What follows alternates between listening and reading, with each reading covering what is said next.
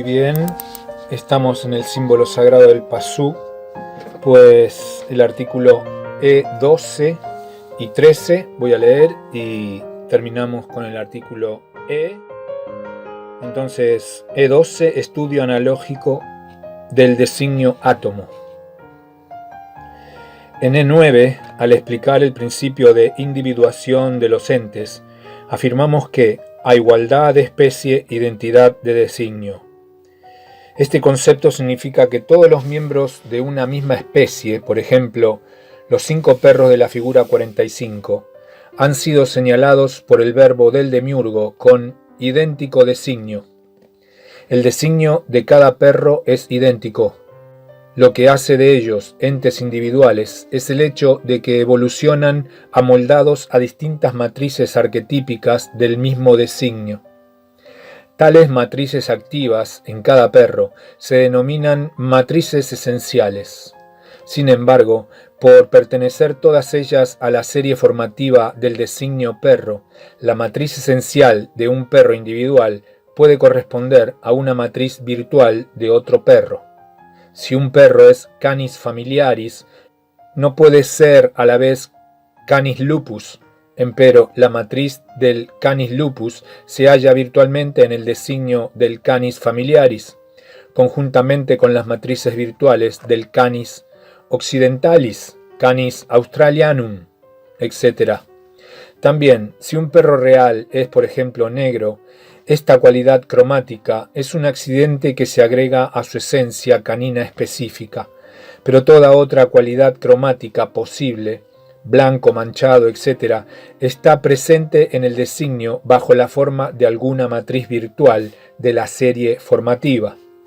El perro negro podría enfermar y su pelo virar de color y tornarse gris. Pero la concreción de tal accidente solo es posible porque la matriz virtual del color gris, subsistente en su designio, lo permite. La sabiduría hiperbórea siempre afirmó este concepto de a igualdad de especie, identidad de designio, y es por ello que desde muy antiguo hubo sabios que supieron ver, tras la matriz esencial que individualiza a un determinado ente específico, otras posibilidades formales subyacentes en su ser conocible, a las que denominaron cualidades potenciales de la cosa. Posibilidades que en realidad procedían de las matrices virtuales de la serie formativa del designio. Un ejemplo clásico de esta afirmación hiperbórea lo constituye el concepto de materia y de átomo material, cuya antigüedad se remonta a la época atlante y que se mantuviera hasta la edad moderna europea, es decir, hasta que la ciencia empírica y nociológicamente daltónica lo desterrara. En este subartículo vamos a exponer aquel antiguo concepto hiperbóreo y a demostrar el error y la insuficiencia del concepto moderno con el que se lo reemplazó. El concepto hiperbóreo es bien sencillo de exponer. En todo ente físico, su sustancia material se caracteriza por ser de una única naturaleza esencial, y todos los átomos materiales son de una misma especie. La sabiduría hiperbórea afirmó, pues, desde un principio que sólo existe una sustancia material, una única esencia, un solo tipo de átomo, debido al modo como el demiurgo construyó el macrocosmos. Por la imitación multiplicadora de una única monada, reflejo de sí mismo, cuya manifestación material consiste en el átomo gravis, y por la combinación multiplicadora de los 10 arquetipos fundamentales, reflejo de sus 10 rostros, cuya expresión neumática constituye el designio de los entes. La creciente ceguera de los hombres, correlativa con el avance de las tinieblas del Kali Yuga, fue degradando ese concepto, y así se acabó por distinguir 4 sustancias básicas o esencias materiales, luego 5 o 7, últimamente 92 elementos y finalmente en la actualidad más de 100. Pero lo ocurrido es también bien sencillo de explicar. Mientras la sabiduría hiperbórea sostiene que existe un único designio átomo, en cuya serie formativa subsisten todas las matrices arquetípicas que individualizan a los entes específicos, la ciencia actual ha clasificado a los entes físicos como si estuviesen compuestos por distintos tipos de sustancia y ha confeccionado una tabla periódica en la que tales sustancias están ordenadas por número atómico, es decir, por el número de electrones que suman en todas sus capas o niveles de energía, y encolumnadas de acuerdo a la repetición periódica de propiedades químicas similares. Un ejemplo de semejante tabla puede verse en la figura 50. Figura 50.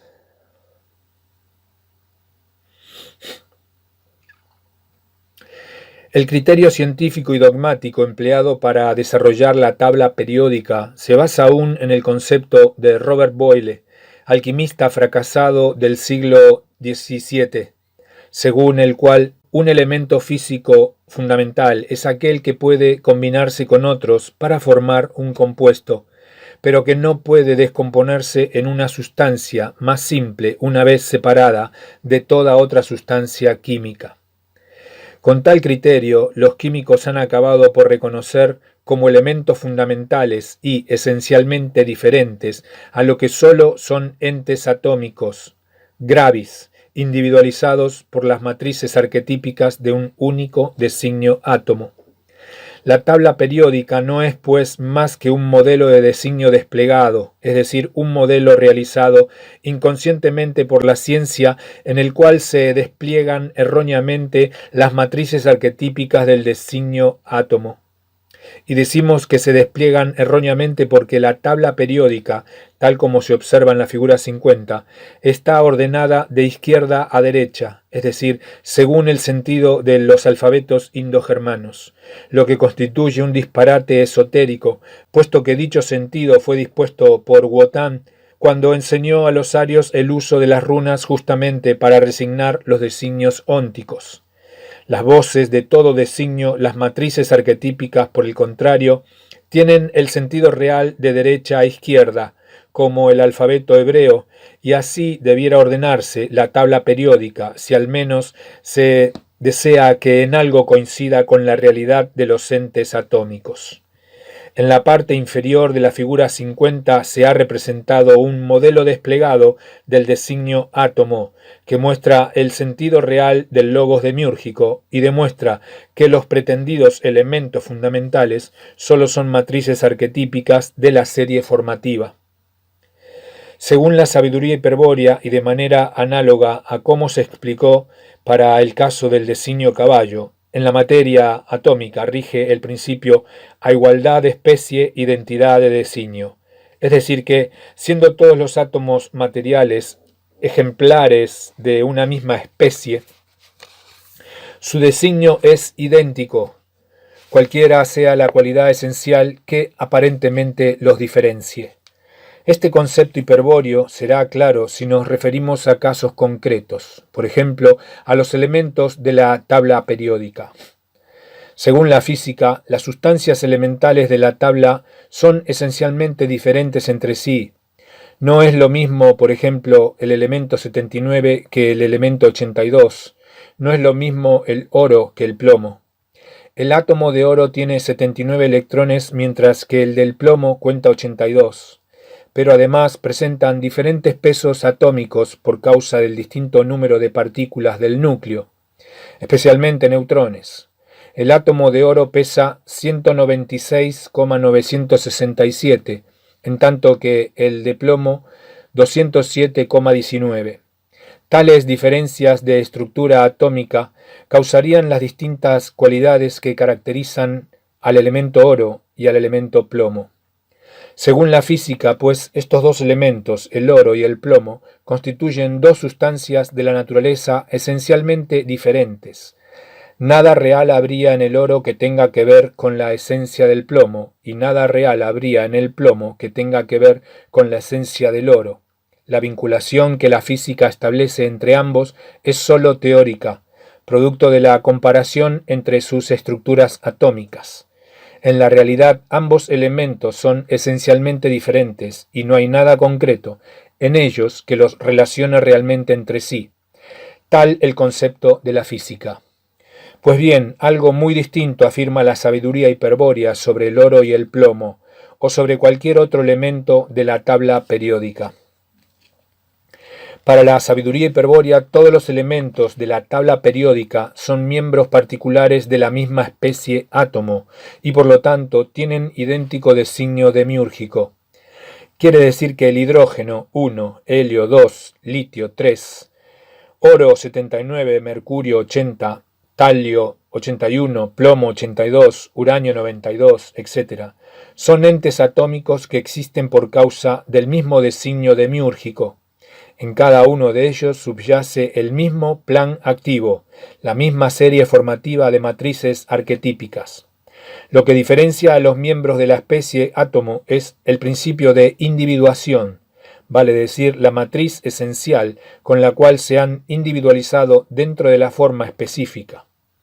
Así, el átomo de oro no es más que la individuación de un ente atómico universal, o gravis, bajo la forma subpuesta de la matriz esencial oro. Y lo mismo puede afirmarse, por ejemplo, del átomo de plomo, el cual consiste en un ente atómico universal, o gravis, individualizado, conforme a otra matriz arquetípica del mismo designio, la matriz esencial del plomo. Mas es importante advertir que en el átomo de oro, la matriz del plomo y cualquier otra matriz arquetípica que no haya intervenido activamente en el proceso de individuación, subsiste como matriz virtual. Y lo mismo ocurre en el átomo de plomo, por ejemplo, en cuyo designio subsisten las matrices virtuales del oro y de cualquier otra sustancia específica. Para la sabiduría hiperbórea, pues, en oposición a la física teórica, en el oro hay algo real de la esencia del plomo, y en el plomo hay algo real de la esencia del oro, sus matrices virtuales. Tal como lo afirmaba la alquimia hiperbórea, en el plomo está el oro y en el oro está el plomo, realmente como posibilidad de cambio accidental. Pero hay más aún. Tanto en el oro como en el plomo están también todas las matrices virtuales de los distintos elementos de la tabla periódica, lo que significa que el oro, el plomo u otro elemento podrían hacer efectivas las cualidades de cualquiera de los restantes elementos con solo activar la matriz virtual del mismo, con solo suponerla. Considerando a la esfera estratiforme como modelo del designio átomo, podemos imaginar que los átomos de cualquier sustancia consisten en modelos semejantes. Las diferencias entre distintos elementos procederían entonces de la actividad intensiva que ciertas esferas concéntricas del modelo o matrices esenciales desarrollarían en cada uno de ellos. Por ejemplo, si la esfera estratiforme representa a un átomo de berilio, debemos imaginar que la cuarta capa concéntrica, desde el centro, se ha activado de tal manera que ella sola determina el carácter de toda la esfera. Es como si al mirar la esfera estratiforme solo pudiésemos percibir la cuarta capa, pero sabiendo con certeza que las restantes capas también se encuentran presentes de modo virtual. Con este ejemplo se comprende que la actualidad de la cuarta capa o matriz esencial es análoga a la individuación de un átomo de berilio, un ente atómico universal designado con un plan que contiene las matrices arquetípicas de todos los átomos específicos posibles.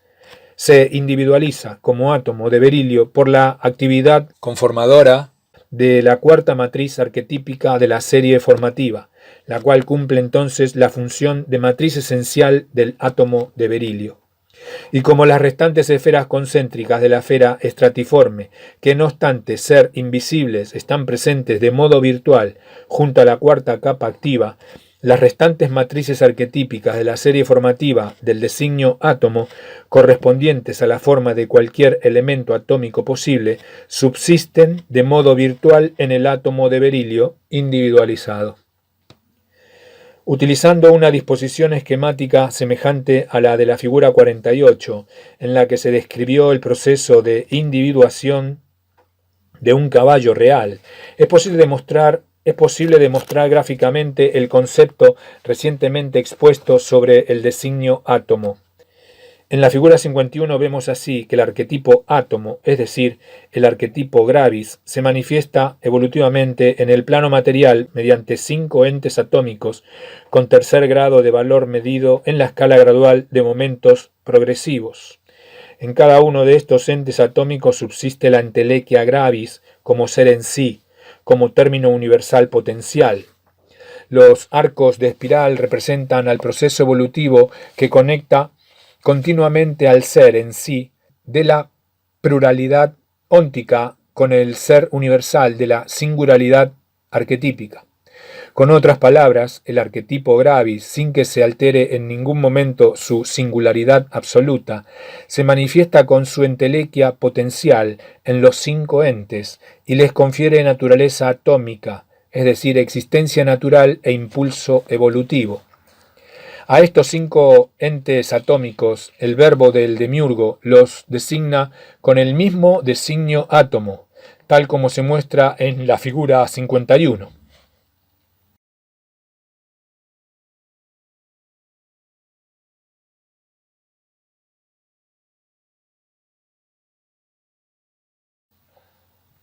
Allí, en efecto, mediante el modelo de designio desplegado definido en la figura 50, se ve que en cada ente evolutivo concurre el mismo designio átomo. Tanto los 4 átomos de berilio como el átomo de litio disponen de un designio átomo que causa su existencia individual. En el núcleo indiscernible de los 5 entes atómicos subsiste la entelequia gravis, el ser en sí, el término universal potencial que les confiere naturaleza atómica. A esta naturaleza universal pone término particular el designio de cada ente atómico. Consideremos los 4 átomos de berilio. En cada uno de ellos la naturaleza atómica se individualiza conforme a la matriz arquetípica del berilio, la cuarta de la serie formativa, que en estos casos se denomina matriz esencial del berilio. La cuarta matriz es, pues, el supuesto esencial que termina individualizando la naturaleza universal de los entes atómicos, que hace de ellos esos átomos de berilio.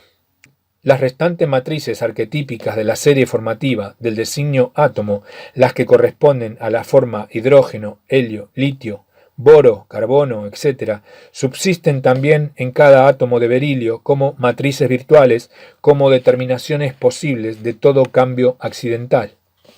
El átomo de litio, por su parte, es la terminación individual de un ente atómico conforme con la tercera matriz arquetípica de la serie formativa del designio átomo, la matriz esencial del litio. Las restantes matrices arquetípicas, como en el caso de los átomos de berilio, subsisten en el átomo de litio en calidad de matrices virtuales.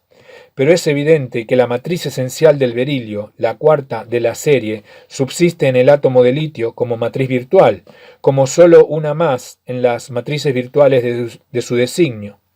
Asimismo, la matriz esencial del litio, la tercera de la serie, es sólo una de las matrices virtuales que subsisten en el designio de cada átomo de berilio. Artículo E13. Concepto sintético de designio demiúrgico. Es oportuno, para completar la noción de designio demiúrgico expuesta en este artículo E, comenzar por un breve epítome de los 12 subartículos anteriores. En E1, resumen sobre el designio demiúrgico, se citaron definiciones pertinentes de la primera parte y se pusieron en primer plano los conceptos de finalidad y suprafinalidad. La finalidad de los entes viene determinada por su ser en sí, el cual es un término universal, en tanto que la suprafinalidad es un ser para el hombre, el designio propiamente dicho, el cual es un término particular. Estos conceptos podrían denotar un significado completamente erróneo, impropio de la sabiduría hiperbórea, si no se aclarara exactamente qué debe entenderse por lo universal y lo particular de los términos. Tal aclaración se realiza detalladamente en los siguientes subartículos, desde E2 hasta E7. Inclusive se define el término universal, la finalidad del ente y desde E8 hasta E12 inclusive se precisa el concepto de término particular, la suprafinalidad del ente. Es así como en E2, análisis de la clasificación racional, se distingue entre lo universal real y lo universal cultural, y se demuestra que toda clasificación sistemática de los entes se efectúa en la estructura cultural con relaciones entre los conceptos tajada de dichos entes. Lo universal que se afirma o evidencia de los entes tras semejante clasificación psicológica no es más que otro concepto tajada, un concepto universal cultural, pero en los entes concretos de quienes procede el designio que dio lugar a los conceptos tajada, existe algo que es realmente universal, el arquetipo universal que lo sostiene y de cuyo ser ellos participan.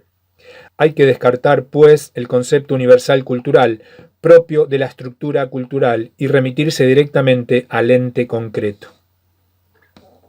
En E3, especie y género de los entes externos, se demuestra que la especie, a pesar de ser también un concepto tajada, se apoya efectivamente sobre los entes reales para su determinación. El género, por el contrario, es un concepto tajada definido sobre las especies, una operación sistemática pura de la estructura cultural. El género no accede a los entes reales sino a través de los conceptos específicos. Llegamos entonces a la conclusión de que el límite que separa a la especie del género es la frontera de la certidumbre racional para todo viria despierto. Por eso la comprensión de lo universal real solo podrá conseguirse a partir de conceptos específicos, es decir, a partir de conceptos que describan las cualidades de los entes concretos. Pero la búsqueda de lo universal real nos conduce directamente al arquetipo universal que, en la singularidad absoluta de su ser universal, se manifiesta materialmente en una pluralidad de entes específicos.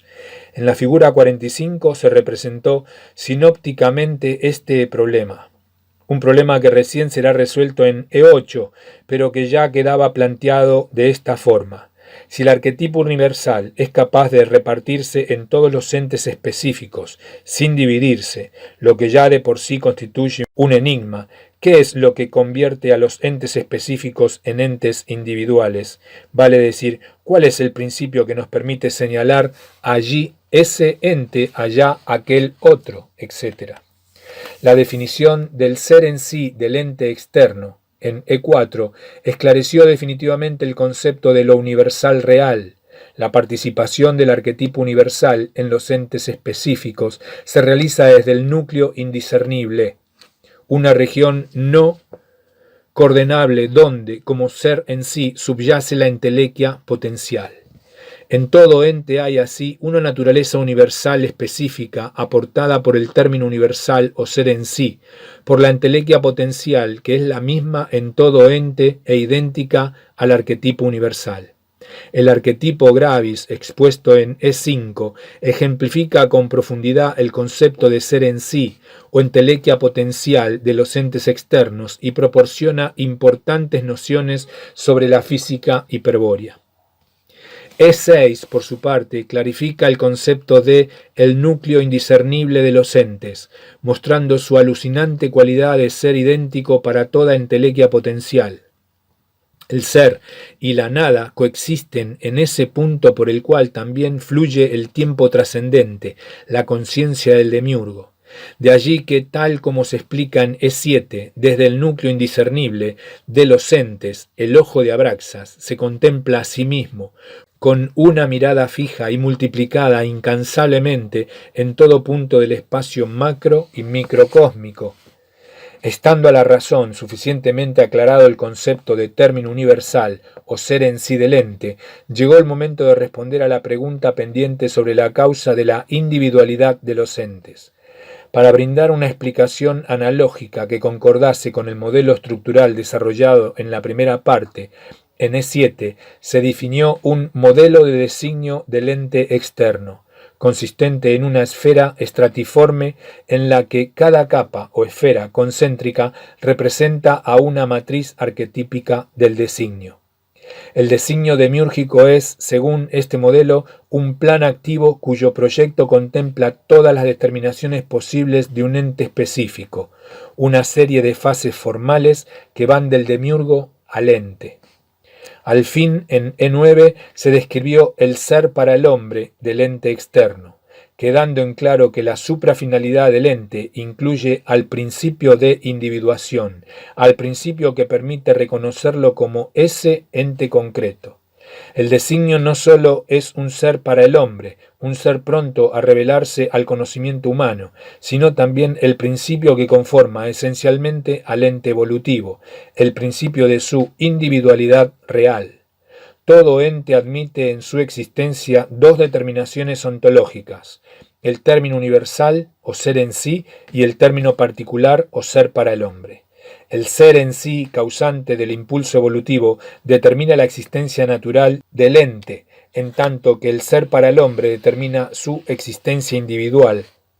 A la naturaleza universal del ser en sí, en el ente específico, pone término actual la matriz esencial del designio.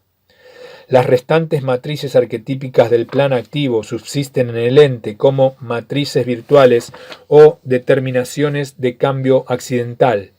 Toda cualidad, nota, propiedad, rasgo, etc., que se agregue o quite al carácter esencial del ente en cualquier momento de su existencia está determinado por la actividad accidental de las matrices virtuales.